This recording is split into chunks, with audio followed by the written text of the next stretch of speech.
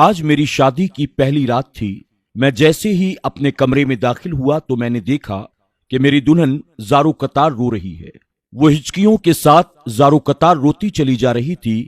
میں نے پریشان ہو کر کہا، کیوں رو رہی ہو، کیا ہوا؟ اور دل میں نے سوچا کہ شاید ماں باپ کی جدائی کی وجہ سے رو رہی ہوگی، پر وہ بولی، آپ کو کیوں بتاؤں کہ میں کیوں رو رہی ہوں؟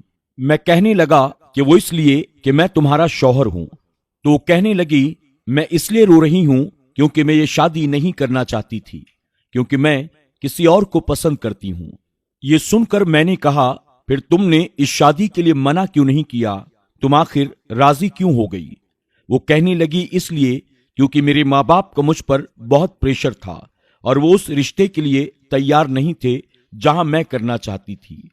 شادی کی پہلی رات اپنی بیوی کی زبان سے یہ باتیں سن کر میں کچھ دیر سوچنے لگا اور پھر کہا، کیا تم واقعی کسی اور کو پسند کرتی ہو؟ وہ بولی، ہاں۔ میں نے کہا، نمبر یاد ہے اس کا؟ وہ بولی، ہاں، وہ تو مجھے حفظ ہے۔ میں نے کہا، ٹھیک ہے، پھر تم ایک کام کرو، اس کا نمبر ملاؤ اور اس سے کہو کہ میں نے اپنے شوہر سے طلاق لے لی ہے، اب تم آ کر مجھے اپنے ساتھ لے چلو۔ یہ کہہ کر میں نے اس کی طرف اپنے فون کو بڑھایا اور اس نے جھٹ سے میرا فون لیا اور نمبر ملانا شروع کر دیا۔ کچھ دیر تک بیل جاتی رہی اور پھر آگے سے کوئی مریل سی آواز میں بولا، ہیلو ہیلو، کون؟ وہ بولی، ہیلو ہیلو، میں ہوں، میں۔ کیسے ہو تم؟ وہ بولا، دیکھیں آپ جو کوئی بھی بات کر رہی ہیں نا، میں اس وقت آپ سے بات نہیں کر سکتا ہوں، اس وقت میں شدید صدمے میں ہوں۔ وہ بولی، کیا تم ایک دن میں میری آواز بھی بھول گئے؟ ارے میں شبانہ بات کر رہی ہوں۔ وہ بولا، کون شبانہ؟ وہ جو مجھے چھوڑ کر چلی گئی، اب کیوں تم مجھے فون کر رہی ہو؟ وہ بولی، میں تمہارے لیے اپنے شوہر سے طلاق لے رہی ہوں اور تم میری آواز بھی پہچاننے کو تیار نہیں ہو۔ بہت افسوس ہوا یہ سن کر۔ وہ کہنے لگا، دیکھو اب اگر تم اپنے شوہر سے طلاق لے بھی لو نا تو میرے گھر والے کسی بھی طلاق یافتہ لڑکی سے میری شادی کے لیے کبھی تیار نہیں ہوں گے۔ بہتر ہوگا کہ تم اب مجھے بھول جاؤ۔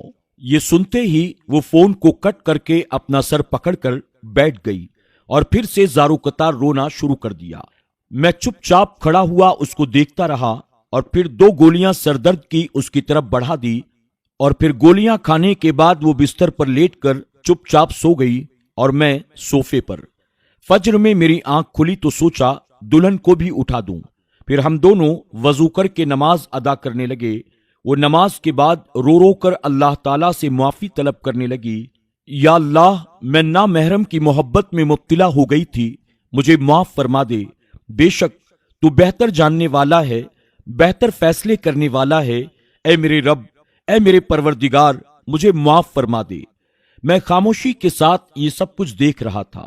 دعا سے فارغ ہو کر وہ میری طرف پلٹی اور بولی، میں آپ سے بھی معافی چاہتی ہوں، آپ مجھے معاف کر دیں گے نا؟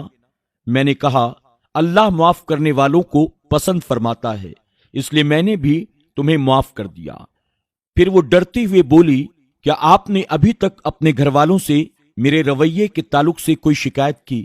میں کہنے لگا کہ یہ تو ہم میاں بیوی کے آپس کی بات تھی، میاں بیوی تو ایک دوسرے کا پردہ رکھتے ہیں نا، تو پھر میں گھر والوں سے تمہاری شکایت کیسے کرتا؟ پھر وہ آہستہ سے بولی، کیا آپ مجھے اب بھی اپنا لیں گے؟